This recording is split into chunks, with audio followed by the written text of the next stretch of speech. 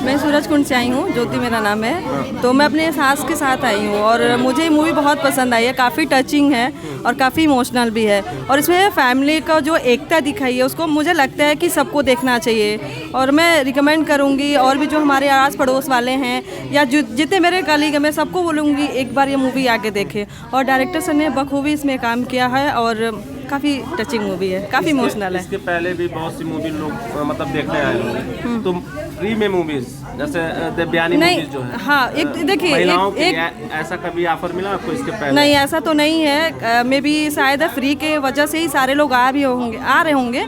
पर मैं भी अगर ये पेमेंट देकर भी अगर देखना होता ना, तो मैं फिर भी रिकमेंड करूँगी कि आके इसको देखा जाए।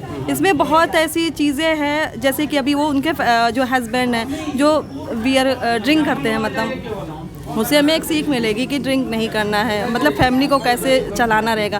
फिर जो टीचर है जो अमरपाली दुबे जी हैं, तो इनके ऊपर मतलब कितना स्ट्रगल है। फिर अपने बच्चे के लिए क्या क्या करती है, जैसे माँ, मतलब बेटे और माँ का जो इसमें रिलेशन है ना, वो काफ़ी टचिंग है। तो मैं रिकमेंड करूँगी कि सब लोग देखें इसको। नंबर क्या देंगे? 100 से 100।